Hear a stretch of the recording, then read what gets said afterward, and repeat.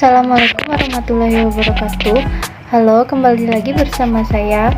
Di video kali ini saya membahas tentang pembukuan dan pencatatan. Terlebih dahulu, perkenalkan, nama saya Rahmatul Izati dari jurusan Manajemen Pajak, Fakultas Ekonomi, Universitas Negeri Padang.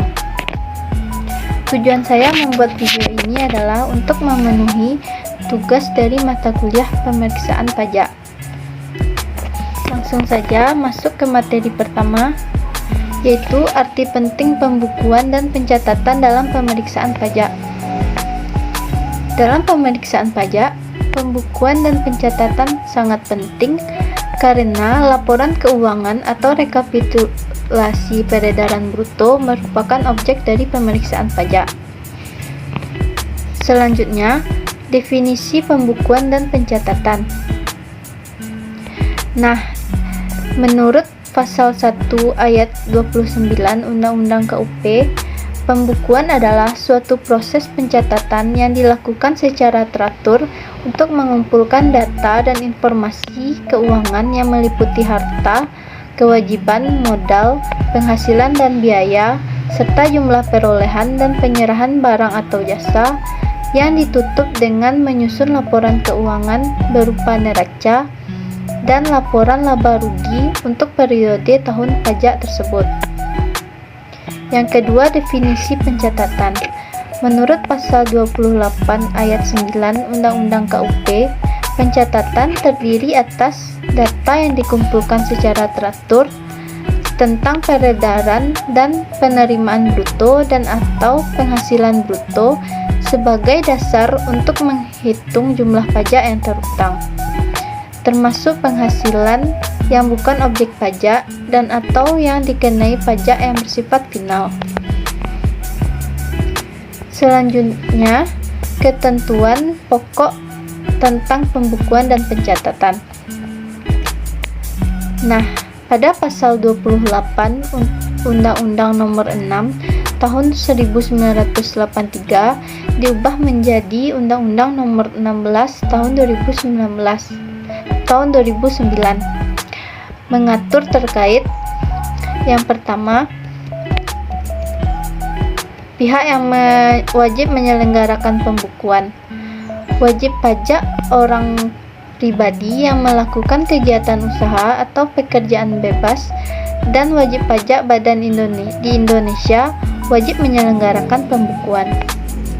Yang kedua, pihak yang wajib menyelenggarakan pencatatan berdasarkan undang-undang ini yaitu wajib pajak yang dikecualikan dari kewajiban menyelenggarakan pembukuan tetapi wajib melakukan pencatatan adalah wajib pajak orang pribadi yang melakukan kegiatan usaha atau pekerjaan bebas yang sesuai dengan ketentuan peraturan perundang-undangan perpajakan, diperbolehkan menghitung penghasilan neto dengan menggunakan norma penghitungan penghasilan neto, dan wajib pajak orang pribadi yang tidak melakukan kegiatan usaha atau pekerjaan bebas.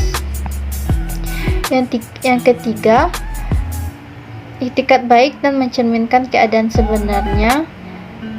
Pembukuan atau pencatatan tersebut harus diselenggarakan dengan memperhatikan itikat baik dan mencerminkan keadaan atau kegiatan usaha yang sebenarnya.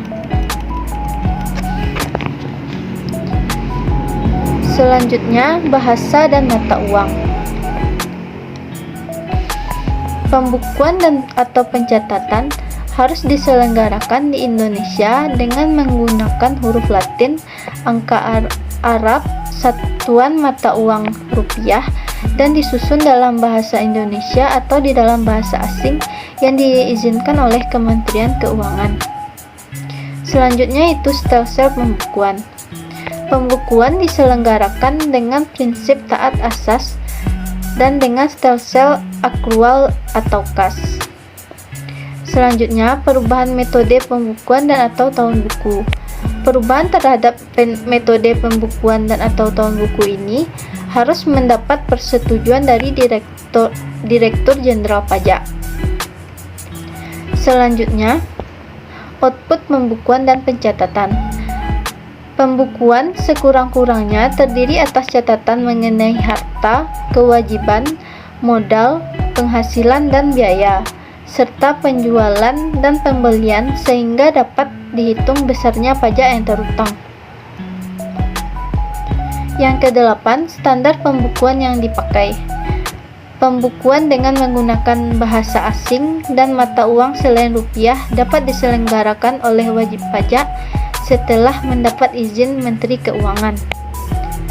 Pencatatan sebagaimana dimaksud pada ayat 2 tadi terdiri atas data yang dikumpulkan secara teratur tentang peredaran atau penerimaan bruto dan atau penghasilan bruto sebagai dasar untuk menghitung jumlah pajak yang terutang, termasuk penghasilan yang bukan objek pajak dan atau yang dikenai pajak yang bersifat final.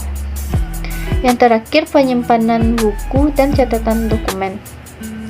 Buku, catatan, dan kode dokumen yang menjadi dasar pembukuan atau pencatatan, dan dokumen lain termasuk hasil pengolahan data dari pembukuan yang dikelola secara elektronik atau secara program online wajib disimpan selama 10 tahun di Indonesia, yaitu di tempat kegiatan atau tempat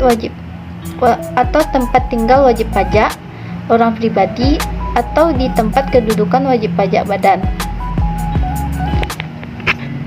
Selanjutnya, sanksi terkait pembukuan dan pencatatan. Nah, wajib pajak dapat dikenai sanksi apabila melakukan pelanggaran-pelanggaran pembukuan dan pencatatan. Di antaranya pelanggaran tersebut, yang pertama, memperlihatkan pembukuan, pencatatan, atau dokumen lain yang palsu atau dipalsukan seolah-olah benar dan atau tidak menggambarkan keadaan yang sebenarnya. Yang kedua, tidak menyelenggarakan pembukuan atau pencatatan di Indonesia, tidak memperlihatkan atau tidak meminjamkan buku, catatan, atau dokumen lain. Pelanggarannya selanjutnya yaitu tidak menyimpan buku, catatan, atau dokumen yang menjadi dasar pembukuan atau pencatatan dan dokumen lain termasuk hasil pengolahan data dari pembukuan yang dikelola secara elektronik atau dilakukan secara program online di Indonesia. Nah, dari pelanggaran-pelanggaran tersebut, maka akan dikenai sanksi administratif dan sanksi pidana. Yang pertama, sanksi administratif. Wajib pajak akan dikenai denda paling sedikit 2 kali jumlah pajak terutang yang tidak atau kurang bayar, dan paling banyak 4 kali jumlah pajak yang terutang atau tidak atau kurang bayar. Selanjutnya akan dikenai sanksi pidana berupa pidana penjara paling singkat 6 bulan dan paling lama 6 tahun.